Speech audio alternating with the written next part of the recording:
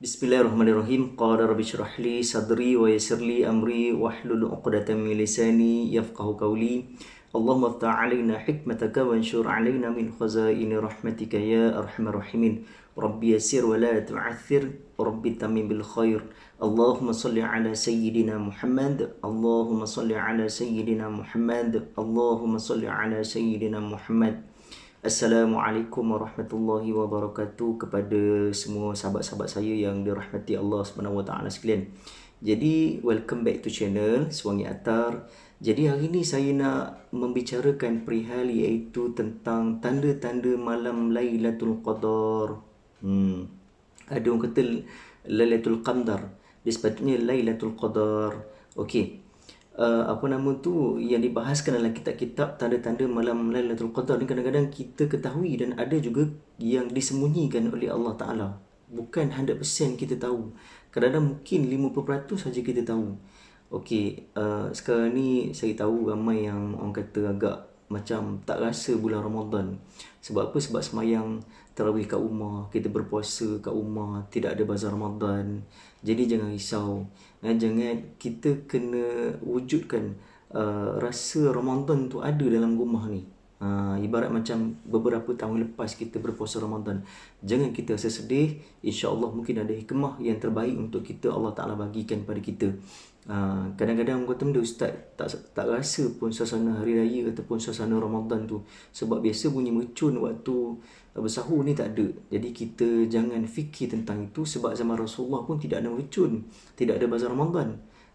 Jadi jangan risau. So kita buat sajalah mana yang kita mampu, yang telah ditakdirkan oleh Allah Ta'ala, ya.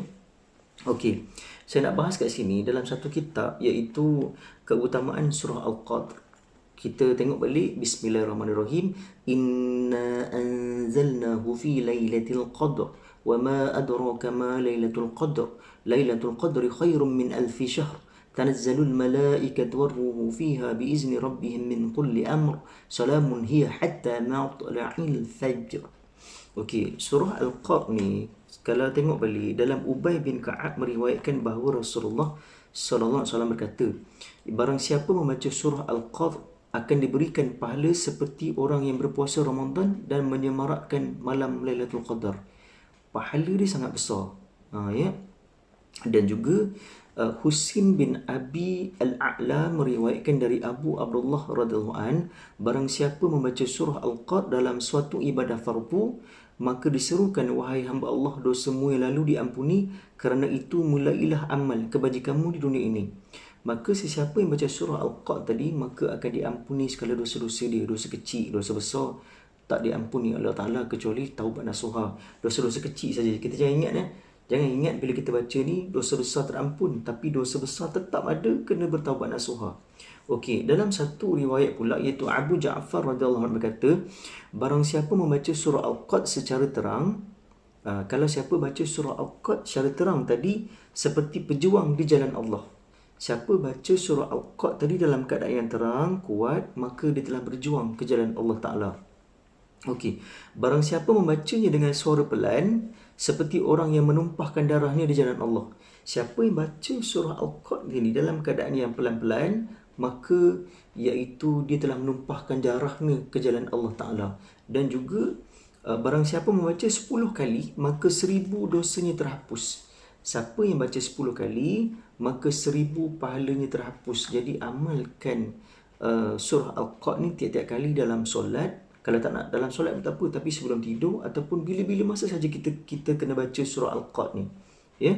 Surah Al-Qadr ini adalah surah pendek dan mudah bagi setiap umat Islam, baik laki-laki maupun perempuan, untuk menghafalnya di luar kepala, kemudian membacanya baik waktu solat maupun di waktu lainnya, sehingga memperolehi seluruh pahala sebagaimana telah disebutkan dalam kitab ni. Okey. Saya nak bahaskan pula itu tanda-tanda malam Lailatul Qadar. Dalam satu hadis Nabi SAW, iaitu pada saat berlakunya Lailatul Qadar itu, malam terasa jernih, terang, tenang dan cuaca sejuk, tidak terasa panas, tidak juga dingin. Dan pada pagi harinya, matahari terbit dengan jernih, terang benderang tanpa tertutup sesuatu awan. Ni hadis riwayat Muslim, Ahmad, Abu Daud dan At-Tirmizi. Okey, jadi hendaklah kita simpulkan bahawasanya tanda-tanda malam Lailatul Qadar tadi telah disebut dalam hadis Nabi. Kadang-kadang Nabi sendiri pun tidak tahu malam itu adalah malam Lailatul Qadar. Mungkin Nabi tahu, tapi signal yang Allah Ta'ala bagikan kepada dia. Okey, seterusnya pula iaitu sebahagian ulama berpendapat. Ni sebahagian ulama, bukan orang kata pendapat-pendapat daripada apa nama tu, puak-puak kafir ataupun puak-puak Yahudi ataupun Nasrani. Tapi dalam kitab ni beritahu para alim ulama mengklasifikasikan tanda-tanda malam Lailatul Qadar yang boleh kita lihat iaitu pada malam Lailatul Qadar tersebut, iaitu malam itu tenang. Malam tu tenang sangat, tidak dingin dan tidak panas. Maksudnya tidak dingin dan juga tidak panas. Dia macam suam-suam kuku saja. Maksudnya saya ulang balik, malam itu tenang sangat-sangat. Malam tu tenang sangat. Kita rasa macam Allah tenangnya lah malam ni. Tak rasa macam gelisah langsung. Tenang yang teramat sangat. Dan juga tidak dingin. Tidak dingin dan juga tidak sejuk lah. Maksudnya tidak panas. Tidak terlampau panas. Macam kita biasa tiap-tiap malam kita rasa panas. Tapi ni pada malam Lailatul Qadar tersebut tidak panas dan juga tidak dingin. Dan yang kedua pula, alam terang benderang walaupun berada di tempat gelap. Alam ni terang benderang bila kita berada di tempat gelap. Dia rasa terang je, macam contoh kita duduk dalam bilik tapi kita pakai lampu, iaitu lampu yang watt yang kecil yang kuning tu. Seperti itulah signal malam Lailatul Qadar. Maksudnya walaupun malam tu gelap tapi terang benderang. Yang kedua pula iaitu segala yang ada, yang ketiga, segala yang ada di bumi dan di langit bagaikan bersujud kepada Allah Ta'ala. Kadang-kadang yang merasakan sujud kepada Allah Ta'ala tu adalah Nabi, para Rasul, para malaikat. Para malaikat ni akan bersujud kepada Allah Ta'ala. Benda yang berada di langit tadi akan sujud kepada Allah Ta'ala. Macam contoh para malaikat kerajaan langit ni lah. Maksudnya malaikat yang tentera Allah ni, dia akan sujud kepada Allah Ta'ala. Dan juga iaitu yang keempat, tiada kedengaran suara salakan anjing. Pada malam tersebut, bila berlaku malam Lailatul Qadar, tidak ada langsung salakan anjing. Biasa kalau kita tengok ada salakan anjing, kadang-kadang bunyi kat sini, bunyi kat sana. Kalau tuan-tuan tengok pada malam Lailatul Qadar ni tidak langsung bunyi salakan anjing. Allah tutup mulut-mulut anjing ni supaya mereka tidak berbunyi. Bukan maksudnya Allah tutup mulut, tidak. Tapi Allah bagi signal mereka ni, Allah kata jangan berbunyi pada malam ni, sebab malam ni adalah malam yang paling mulia. Aku nak bagi pahala kepada orang yang mengamalkan malam Lailatul Qadar. Kita tahu kadang-kadang ramai orang kata jangan jadi hamba kepada Ramadan ataupun jangan jadi hamba pada malam Lailatul Qadar. Kita cuma jadi hamba kepada Allah Ta'ala. Yang penting kita mengamalkan iaitu ibadah pada bulan Ramadan, sebab kita hamba kepada Allah Ta'ala. Itu sahaja. Jangan tu kena betulkan niat kita. Okey, seterusnya pula iaitu yang kelima, mendengar salam malaikat dan tutur kata mereka. Kadang-kadang yang dengar tutur kata malaikat ni mungkin daripada orang alim ataupun mungkin daripada para malaikat. Dia mendengar tutur kata malaikat bagi salam kepada dia. Malaikat rahmat turun bagi salam kepada dia. Dulu, sebab itulah dulu masa zaman kita kecil dulu, ingat tak masa 7 hari sebelum raya, iaitu 10 terakhir Ramadan ataupun 7 terakhir Ramadan, mereka akan pasang iaitu lampu-lampu, lampu pelita. Sebab pada zaman dulu mereka beranggapan bahawasanya kena cerah-cerahkan kawasan perumahan. Sebab apa? Sebab nak suruh malaikat turun. Maka itu syirik. Boleh kalau kita nak pasang lampu ataupun pelita, tidak menjadi masalah untuk orang kata untuk niat untuk menerangkan rumah tadi. Tapi janganlah pula kita pasang pelita tadi nak sambut malaikat. Itu tak boleh, itu syirik namanya. Sebabnya malaikat tidak berkehendakan kepada kita untuk menyambutnya. Tidak perlu. Cuma dipanggil malam 7 likur. Tak, saya ingat saya pada malam tu adalah malam 7 likur. Dulu mak saya ataupun tok saya ataupun wan saya suruh pasang iaitu pelita. Dipanggil malam 7 likur. Jadi hiasilah rumah tuan-tuan ataupun rumah kita dalam bulan Ramadan ni. Jangan kita hiasi pada bulan Syawal. Bulan Syawal tak masalah, tapi kita hiasi pada bulan Ramadan. Perindahkan rumah kita. Kalau tengok balik di tanah Arab ataupun di kerajaan Arab Saudi, mereka akan apa nama tu, memasang lampu-lampu klip-klip pada rumah mereka pada bulan Ramadan. Macam kita memasang lampu klip-klip pada bulan Syawal, pada malam hari raya. Berbeza dengan kita, sebab mereka memperindahkan bulan Ramadan tadi, dan kita ni memperindahkan bulan Syawal. Mereka bulan Syawal mereka dah tak memperindahkan dah. Cuma mereka rasa benda tu biasa saja, ya. Okey. Dan juga yang terakhir, iaitu yang keenam, mendengar malaikat Jibril akan menyalami orang yang beribadat pada malam itu, dan tandanya ialah kita tiba-tiba rasa sangat sayu dan kemudiannya menangis terisak-isak secara tiba-tiba. Okey. Malaikat Jibril ni dia akan menyalami orang yang beribadah pada malam tersebut. Malaikat Jibril akan turun, dan juga sebab ini arahan daripada Allah Ta'ala, suruh malaikat Jibril turun untuk menyalami kita ataupun bagi salam kepada kita, pada orang yang baca Quran, pada orang yang tahajud, pada orang yang berzikir, ataupun pada orang yang bangun solat-solat taubat pada malam tersebut. Jangan kita lepaskan peluang dalam bulan Ramadan ni untuk cari malam Lailatul Qadar. Carilah. Bukan kita nak jadi hamba Lailatul Qadar, tidak. Tapi hak kita sebagai seorang hamba Allah Ta'ala nak dapatkan pahala tersebut. Sebab pernah berlaku pada zaman Rasulullah dulu, Rasulullah pernah dengar satu cerita bila mana dia ceritakan kepada dia, iaitu seorang seorang yang melakukan amal ibadah pada itu. Dia beribadah selama 1000 tahun baru dapat pahala 1000.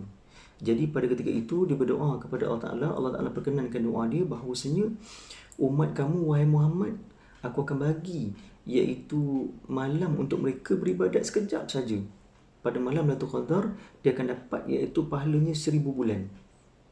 Maksudnya pahala dia 1000 bulan satu malam Lailatul Qadar tadi, ya. Okey. Dan mungkin pada malam itu kita akan menangis terisak-isak sebab bahawasanya Allah Ta'ala bagi segala pada kita. Hari ni boleh macam je hari ni, mungkin malam ni adalah malam Lailatul Qadar. Allah Ta'ala bagi segala pada kita dan akan keluar air mata kita sayu. Dan seterusnya pula iaitu tanda malam Al-Qadar telah berlaku. Maksudnya pagi keesokan harinya pula, malam tu telah berlaku, keesokan paginya pula iaitu terbit matahari dengan bentuk putih bersih bagai bulan penuh. Pagi itu pula iaitu terbit matahari dengan bentuk putih bersih bagai bulan penuh. Bila kita tengok tak panas, dia seperti bulan putih. Dia tidak panas macam biasa kita tengok hari-hari. Okey, yang kedua pula iaitu sinar mentarinya tidak terasa terlalu panas walaupun cahaya cerah memancar. Kalau kita tengok balik pada malam Lailatul Qadar tu dan siangnya esok, bila telah berlaku siangnya esok, iaitu sinar mentarinya tidak terlampau panas.